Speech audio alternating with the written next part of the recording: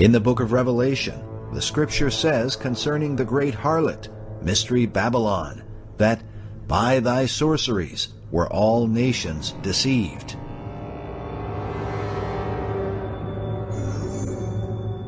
As part of their Counter-Reformation, the Jesuits created many fraudulent and forged documents.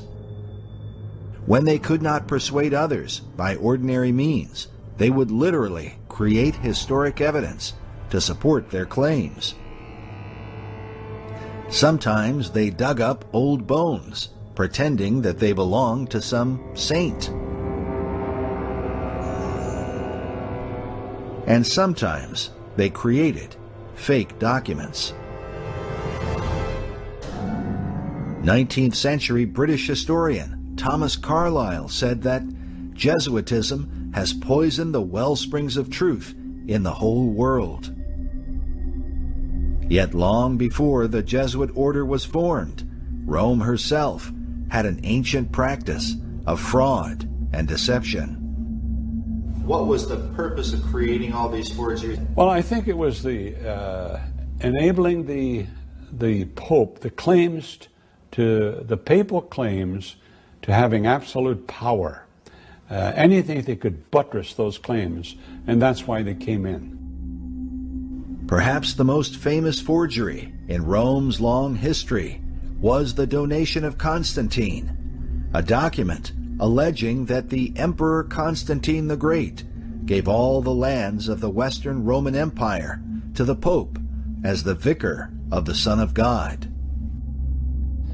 The donation of Constantine, according to Renaissance scholars who first began to expose some of these documents, Lorenzo Vallo, for example, tells us that that document could not have been written in the 4th century. Today, it is agreed by Catholic and Protestant scholars alike that the donation was a forgery, most likely created between the 8th and 9th century A.D. Developed alongside the donation were the Decretals of Isidore, also known as the false decretals. This elaborate forgery involved a series of letters from early figures in church history, from Clement in the 1st century to Gregory the Great in the 6th and 7th century. The letters filled more than 700 pages and were cleverly interwoven with real historic documents to give them credibility. The diabolical genius of the false decretals is that it was truth mixed with lies, and it was very elaborately done. If you go into the 11th century, when you have Gratian and his compilation of the canons, you'll discover that in support of papal power, out of something like 330 quotations, 313 of those sources of authority come from those false, distorted documents. The Jesuits held them back, but they finally came to view that many of these documents were forgeries, and they were forged specifically to give Rome power, and so that they would be looked upon as the true church and as the seat of the papacy, and that this was what the church had written about and what the church supported, when in fact they were all forged.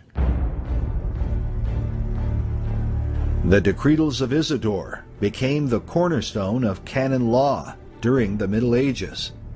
They would be used to deceive the church for more than 600 years, until they were finally exposed by Calvinist scholar David Blondel in 1628. But the false decretals and the donation of Constantine are said to be just two of the countless forgeries created by Rome. They're all basically the same. They're the same as the Dictatus Papae of Gregory the Seventh, in which they are claims made about papal power.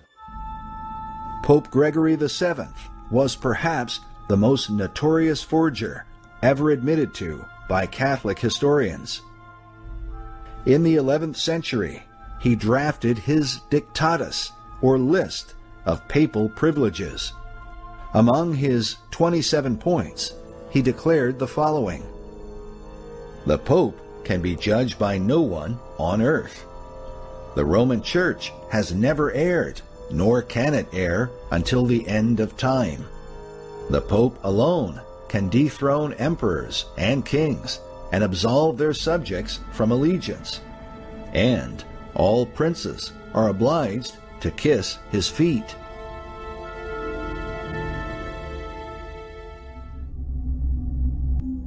To support these ideas, Gregory relied upon the forged documents of the past, but chose to go even farther and create his own history for the Church and the world. In the book Vicars of Christ, former Jesuit priest Peter de Rosa writes of Pope Gregory VII and his school of forgers. He says, "For 7 centuries, the Greeks had called Rome the home of forgeries. Whenever they tried talking with Rome, the popes brought out forged documents, which the Greeks, naturally, had never seen."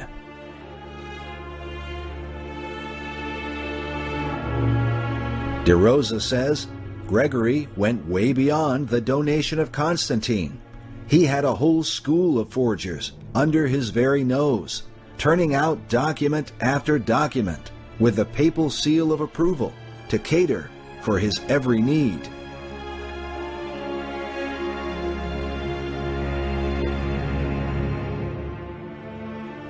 Pope Gregory might require justification for some action against a prince or bishop. Very well, these prelates literally produced the appropriate document. No need for research, it was all done on the premises.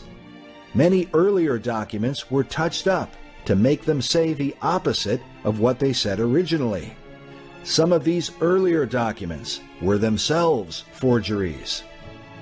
This instant method of inventing history was marvelously successful, especially as the forgeries were at once inserted into canon law. Thus was accomplished the quietest and longest-lasting of all revolutions. It was all done on paper. They propagated deceptions early on, and I believe those deceptions continue right up into the 20th century. Evidence that Rome continued her forgeries into modern times can be shown in the late 19th and early 20th centuries. In 1873, Charles Spurgeon documented how the relic department of the Vatican had been exposed for manufacturing false relics and presenting them as the bones of various saints of old.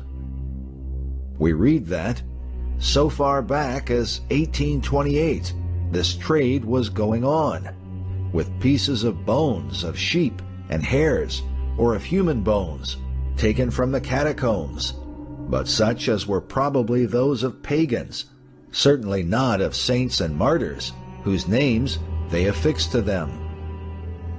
Spurgeon went on to say that the Jesuits play a prominent part in these transactions, as they do in most Catholic affairs.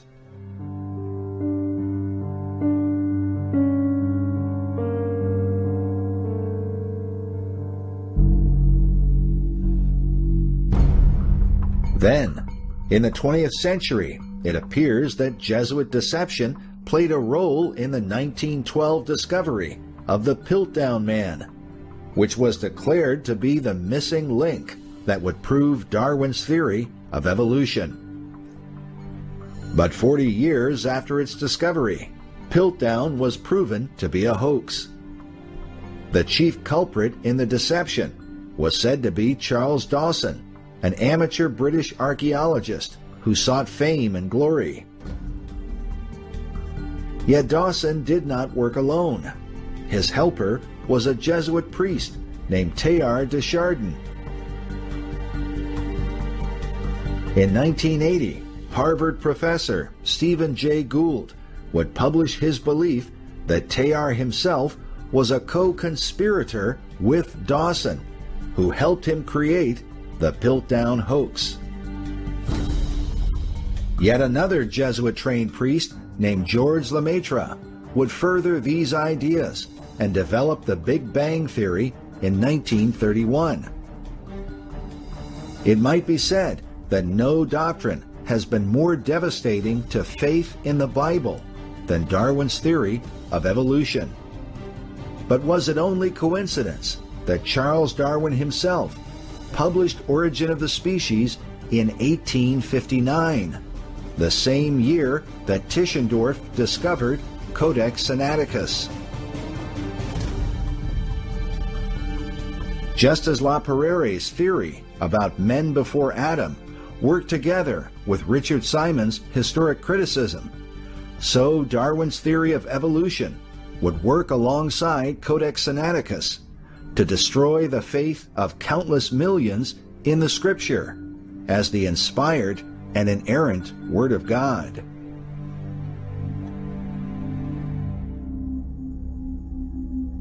It's important to consider that from the period of 1828 to 1912, it can be shown that the Vatican and her Jesuit priests were involved in fakery and forgery. This is significant because this time frame includes the same period that Tischendorf was working with Rome.